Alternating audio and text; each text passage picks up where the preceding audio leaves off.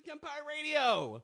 Hey, thanks for having me. First of all, Dawn, look, I love your freaking EP. Thank you so much. But we're gonna get into it because we already know you've done so many interviews. I've done my homework. I've seen all the interviews you've done in promotion for the EP.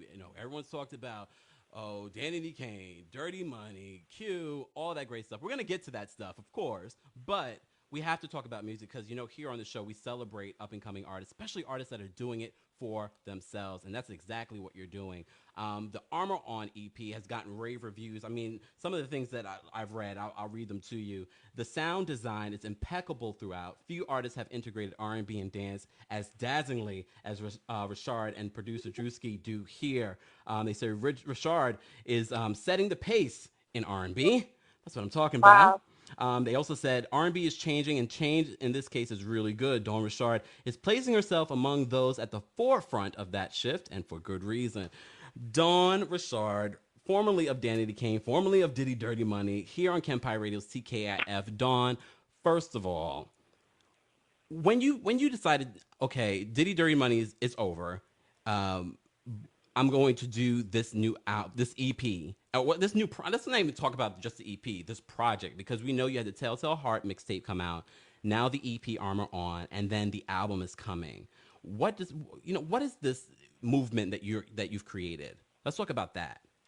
I mean, I think for me, I really just wanted. I kind of didn't want to create a lane. I kind of had no choice. I just wanted to make sure I wanted to do what I wanted to do this time around, because I knew if it was me and it was genuine, then people would know it was coming from an honest place. And I think in music and the type of message that I want to portray, I always wanted to be honest. Mm-hmm. And for me, it was being the outcast or being considered something that maybe, wasn't the popular choice.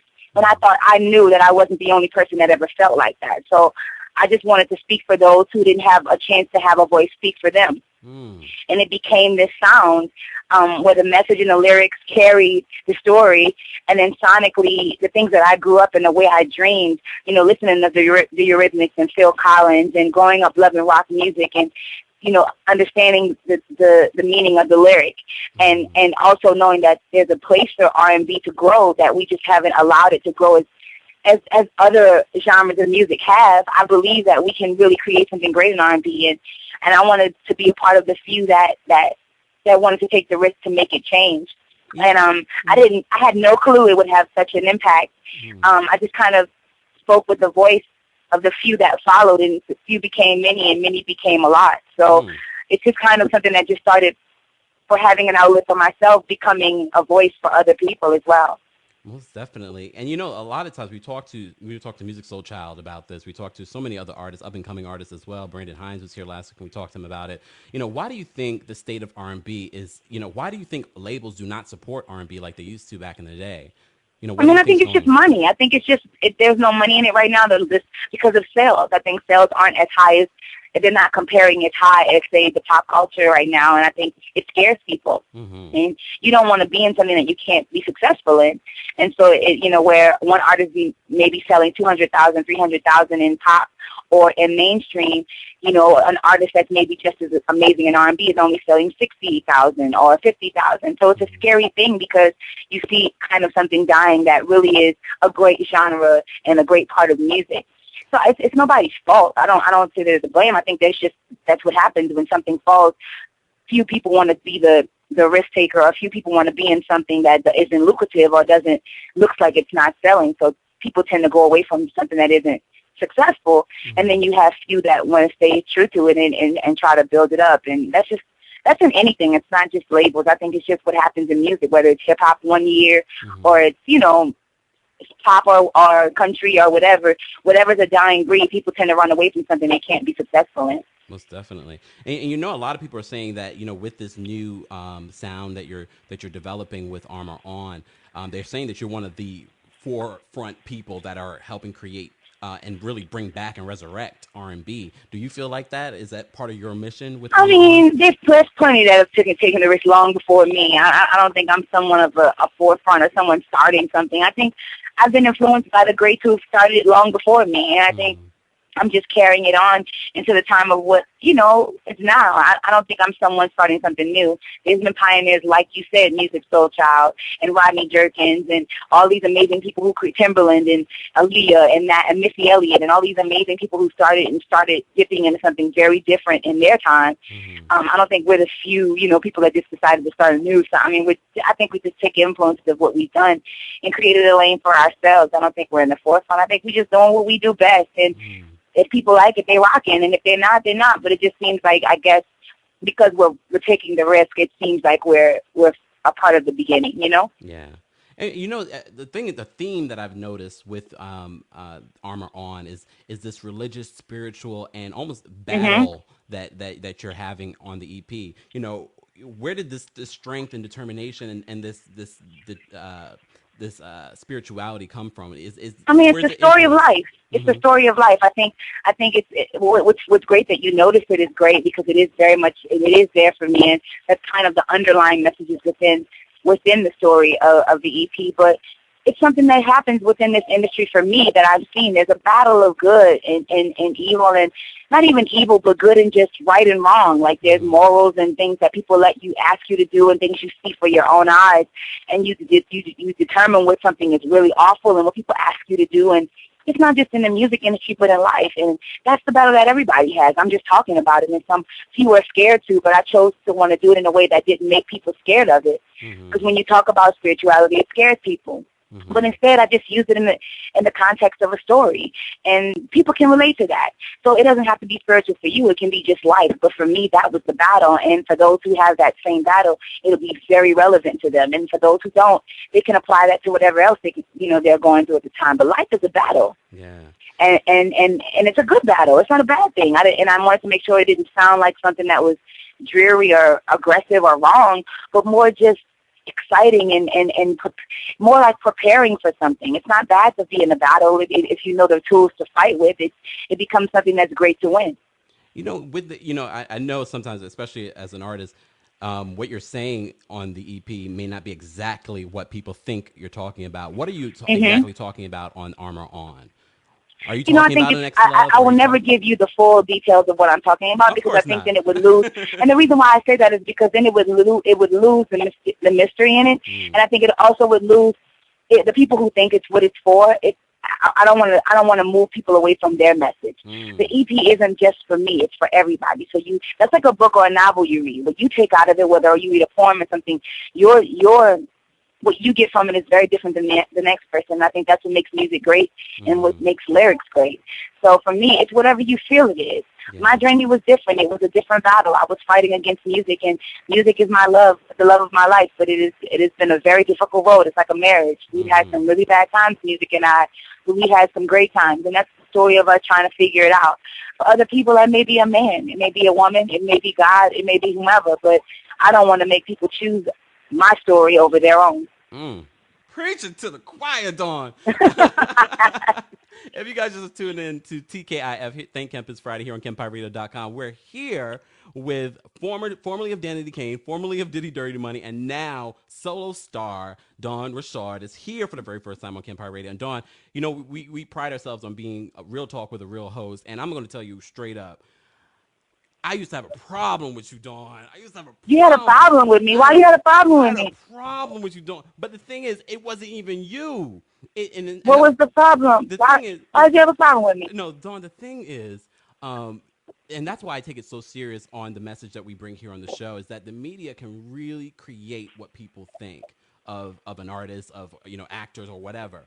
And the way after Danity Kane broke up, the way they made it seem, it was like it was all. So you blame me for Danity Kane's breakup? That's what you're saying? Look, I was feeling a little bit of a way. That makes me so sad, because I think people just really have no clue. What really? I think it's so hard because people loved us, and I think it's super sad that you allow the story that you see in front of you to be truth without knowing everything else. You know what I mean? And I had to deal with that in a really bad way, because there's genuinely. No one will ever know what we went through. Yeah. We will always have that love for each other, and no one will ever understand. But what hurts me is that people 2 seconds of something and decided to make a choice of how they felt about me before even knowing really what the situation was. And that's a sad thing, but you know what? People do that throughout life all the time. And that's something I had to learn the hard way. Yeah. I mean, and so I'm sad you had beef with me. That's no, crazy. I didn't have beef. Look, I'm being dramatic because, you know, it is a radio show. I'm being dramatic. I didn't have beef with you, but I did, and I know, look, I know the music business. I've grown up in the music business, but there was a piece of that. I was like, what happened there? But I also know that there are other components, especially when it comes to girl groups. You know, it's not just one artist that's going to make the girl group fall apart. There are several different elements. But you know, yeah, but it's not about girl. It's about contracts. See, y'all, you guys are looking at, these are 5 girls, I love them and I want them to stay. But you don't know logistics, so you guys don't know. Okay, well, if someone leaves, then the other 3 girls are still binded by contract. So if someone decides to just go and leave and do what they want because you want it, they could be sued and never have a career ever again. So it's like you guys don't know that world. All you know is, you know, I want these girls to stay together because that's what I want, and she messed it up. Not knowing that, okay, if this girl leaves, she might not ever have a career again. She probably will be shelved, and she will never, ever be able to sing the way she wants to again. You know what I mean? So it's like you have to make a choice based on your life. Yeah, well, at the time, I was saying it, but no one was listening.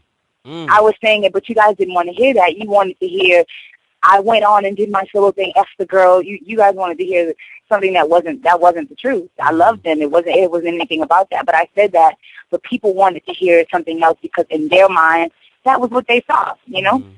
And now, I mean, I know I saw several interviews where you said you have, you know, spoken to, you know, Aubrey, and you've spoken to the other. Yeah, I love her. I love all of them. I love them to death, and nobody can ever, like, that's like the sister thing, like, you could say something crazy about your girls, but nobody else can. It's kind of that vibe, like, you know, it's like no matter what we go through, we understand what we learn, you know? What was one of your best memories from those Danity Kane days?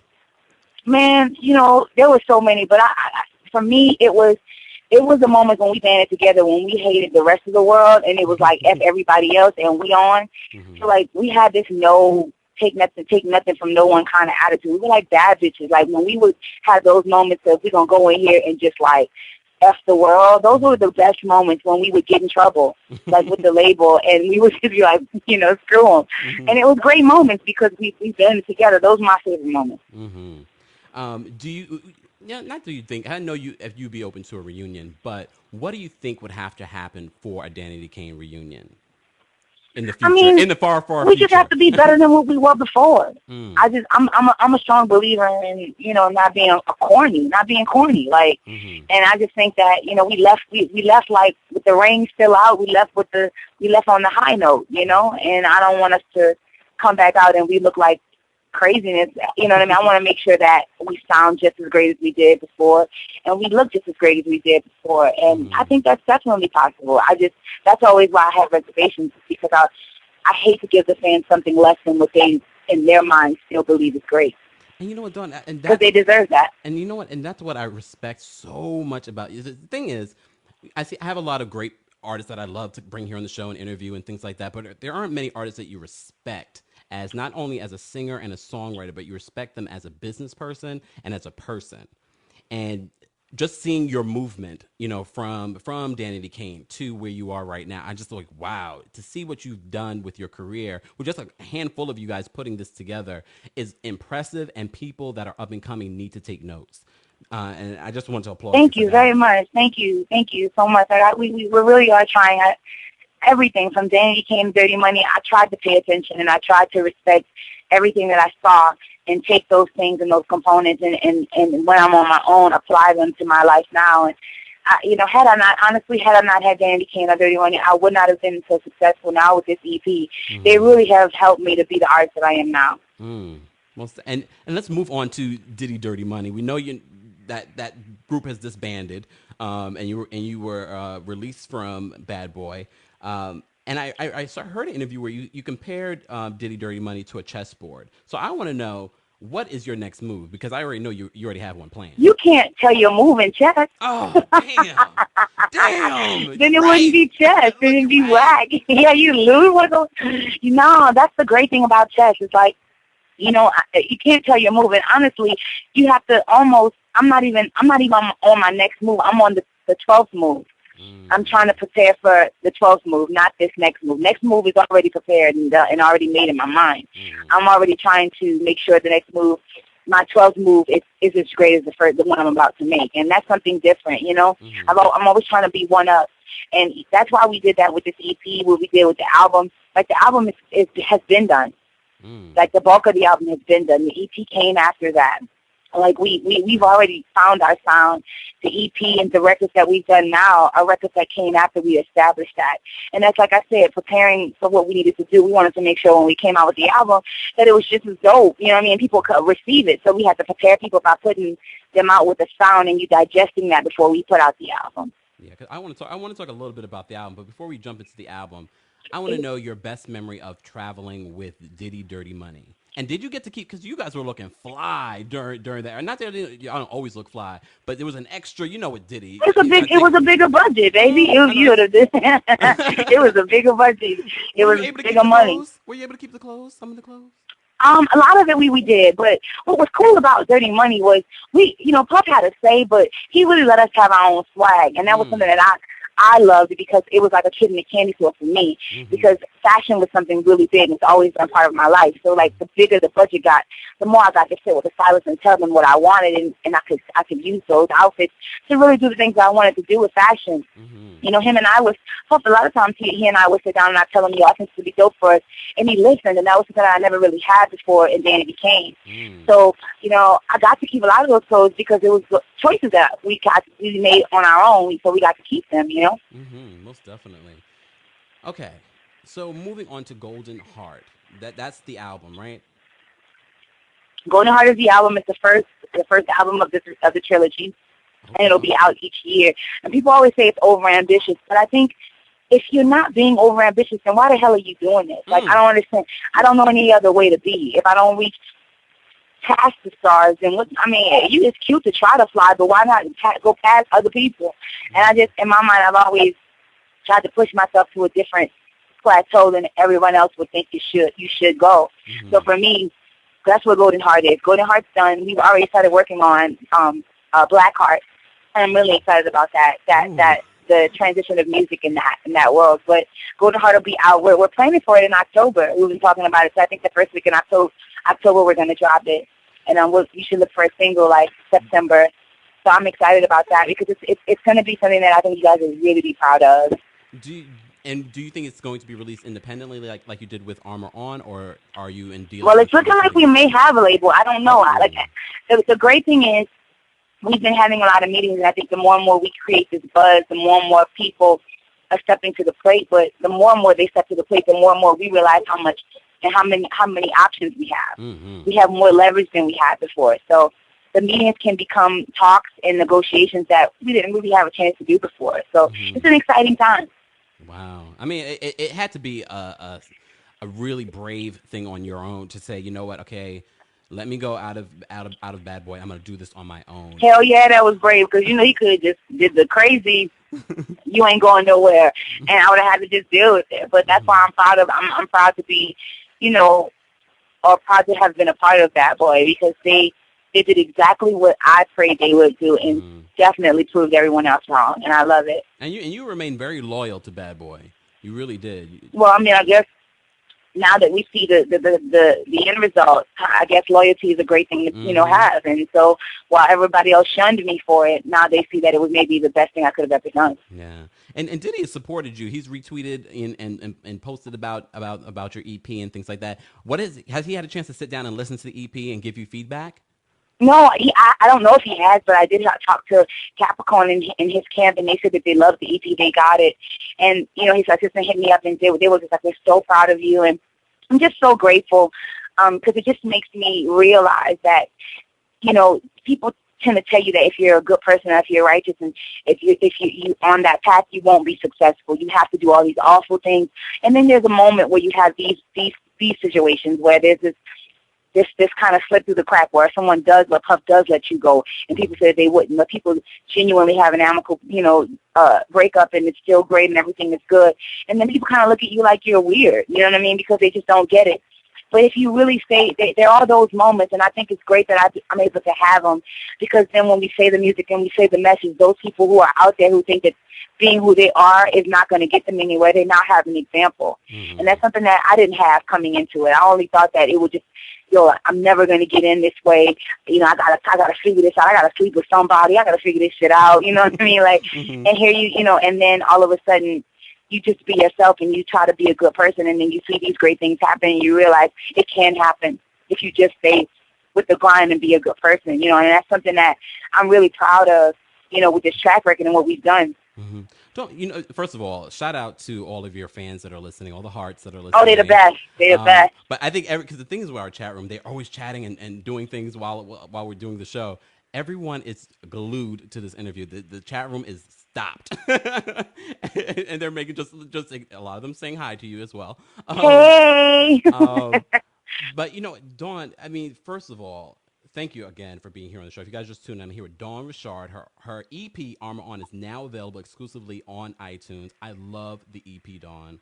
Thank you so much. Thank you.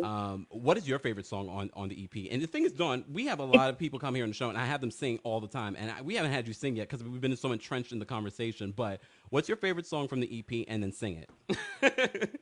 Well, I'm literally in a restaurant, so I don't know if I can. I'm sure they enjoy it. Oh, no, I don't think I can sing in here. They would be all to shoot me. But my favorite changes every time because I have a personal attachment to each one. But I think my favorite one to write, I'd have to say, is Black Lipstick. And the reason why is because I remember Drew making it. And he hadn't even finished it, but I was just so amped about the track. I literally stopped him and just freestyled the entire record. And it was such a great moment because just a description of what the music industry was for me and how in detail it was without even writing it down and not even really having a concept. Like I didn't think about it before we wrote it. It was just kind of one of those things that it was exactly how I felt. Mm-hmm. And it came out so great lyrically. I was so proud of it.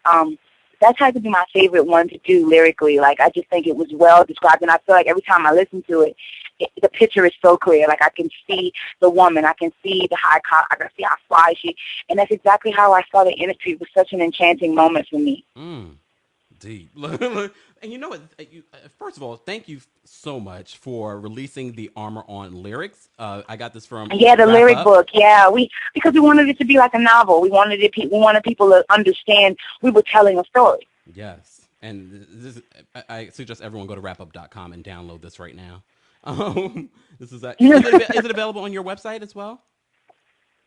It's available on the Tumblr, dawnrichard.tumblr.com. I have the best heart ever created in a man, and they created that, the Tumblr. They created the lyric videos you see, the Golden Heart, YouTube page. Like, they are just my source and my lifeline, and I'm so grateful to the Hearts because when you are coming out and you're trying to figure all this out, when they're the ones downloading the lyric books, they're the ones getting on YouTube, they're the ones getting you out there, it just makes all this stuff worth it. It makes me go even harder. You know what I mean? Mm-hmm. Dawn, we can't have this interview and not talk about Q. Recently, I don't want to. You know why I don't want to talk about Q, and this is why I don't want to talk about it. Because the reason why I did it in other interviews is because people kept asking me about it, and I wanted to be clear. I don't choose to talk about that situation. People just keep asking me about it, and I try. My damn fault is I'm too honest, and at some point I gotta let cut that shit short because I don't want nobody hitting me up saying trying to put out a statement saying I'm trying to better my career, and this is all I'm trying to use this as an opportunity for myself. Because real shit, I don't really want to talk about it anyway. Mm-hmm. So for me, I want to cut that short because the statement that was put out about making sure that I'm trying to make this better for myself, I really don't even want to give him that much more popularity than he needs with that. So moving on with that. Well, before we really move on to, I want to know, especially for the young ladies that are fans of yours and that are listening to the show now, what lesson did you learn from that time and that relationship? I mean, you learn. It's not just that relationship. You have bad apples. You know what I'm saying? You trust, and sometimes it doesn't work out the way you want it to. That's life. But I'm not mad at it. It was a great moment, and it was fine. But moving on, it was a bad situation. I wasn't treated the way I was supposed to. But not a lot of people aren't. That's like, it's called relationships. Mm-hmm. So, the best thing you can do is don't let that dictate the next relationship and move on. Mm-hmm. And that's what I'm doing, moving the hell on, Mm-hmm. And one thing I noticed, especially with the Armor On EP that you have out now, everyone, if you just tuned in, we're here with Dawn Richard. The Golden Heart album that'll be coming out hopefully in the fall, you said. It is gonna. Yeah, we're gonna do it. Okay. October. All Mm-hmm. right. You called it a story of self-discovery. What has Dawn discovered about herself? I discovered that it's okay to fall, Mm-hmm. and it's okay to fight.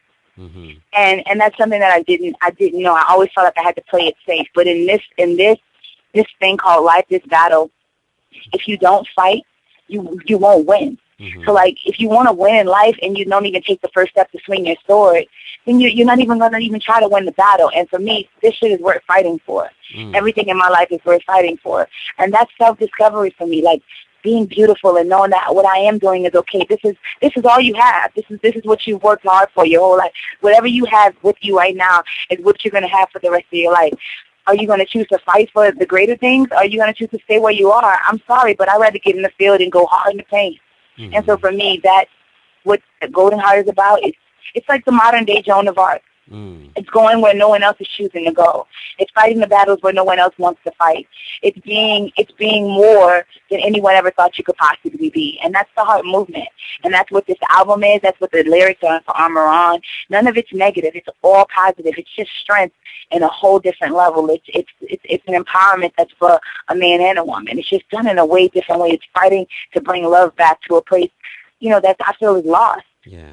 We don't love each other enough, you know what I mean? And I think once we start doing our loving ourselves first, it'll be way better in the future for everything else, Yeah.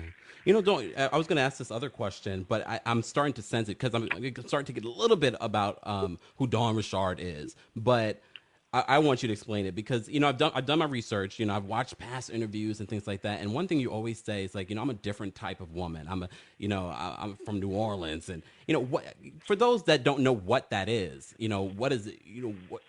Who is Dawn Richard and what kind of woman is she? No, I'm the one that's gonna go before you to protect whatever it is that's mine. Like, I'm gonna stand in front of you when the boulder comes. You know what I'm saying? No one else. I'm gonna make the choice. I'm the one that's gonna pay for you. I'm the one that's gonna I just go above and beyond for the fight. Mm-hmm. And I think when I say I'm from the world, we've lost a lot in our lives. But rather than people say, "Oh, you play the victim," because I used to get that a lot. "Oh, you play the victim." I don't play the victim. Bad shit happens, but it's what you choose to do with it. For me. I got tired of people saying that, so I put it out there. Really, who I am is the fighter, and that's just what we are. When I say I'm from New Orleans, that's what we are. We are the fighter. We are the fighters. When shit goes really, really bad, instead of complaining, we dance. We dance in the struggle, and that's the fight. We love in the struggle, and that's a fight. Like that's the warriors. That's the true soldiers of life. When people die in our culture, we dance for their homecoming to God. It's a different thing. And that's what I mean by I'm a different chick. I'm not going to be the one to ask for anything. I'm going to go out and find it. And there's a lot of people out like that. And if you are that person, then you rocking with me because you get me and you get what type of person I'm coming from. And that's just when I say I'm that person, because there's not a lot of people willing to do that. A lot of people are not willing to stand in front of their loved one and fight for the bullet or take the bullet for them. And that's the kind of person that I am. And I think it shows in the music. It's this kind of like choice to be more, to be exceptional, to be epic, and that's a hard thing to try to do. But I'm gonna go die trying, man. Dawn Richard here on TKIF. Thank Kemp. It's Friday, Kempire Radio. Oh my goodness, Dawn, so inspiring, so inspiring. You're so funny. But Dawn, I love you. Because I'm planning a trip to New Orleans. Where should I go? You have to go to New Orleans. Yes, you got to go to Willie Mays to go get chicken because it's everything. Willie Mays. And they are the best red beans and rice. You have to go there. You have. I could see Drew Soul, like Drew Ski, my producer. He just went recently and he ate up everything from crawfish he ate up all food. It was so good.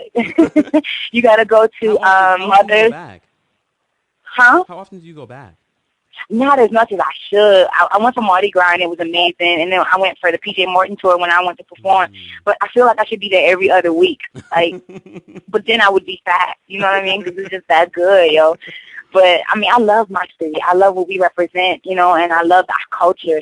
And I love the talent that's coming out. We got some great Frank Ocean, Teacher Moses, Wayne. Like, it's just PJ Morton. Like, we got so much fly talent. Luke James. Like, it's an exciting time. And I'm just proud of what we're doing, man. I love you. You gotta go everywhere. Like, you probably will be, like, 2 days out after you come back from wherever you come from. Like, when you leave New Orleans, you're going to be 2 days in, like, rehab because you ain't going to never have no food better than it. But, you know, you got to go. Oh, my goodness. Where else did I check out? Just a couple more places. Mother's. You got to go to Mother's. That's yummy. Where else I took you? You got to go get a snowball. Oh, what's a snowball? You got to get a snowball. It's so good. It's like we have a New Orleans style where you can get ice cream or condensed milk.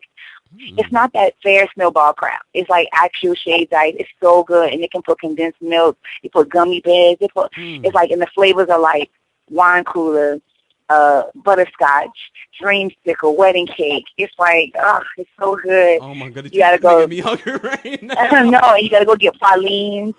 You gotta get a beignet at Cafe Du Monde. You're gonna be fat. You're going to come back and have to do a crazy detox. I don't know about that one. Crazy detox.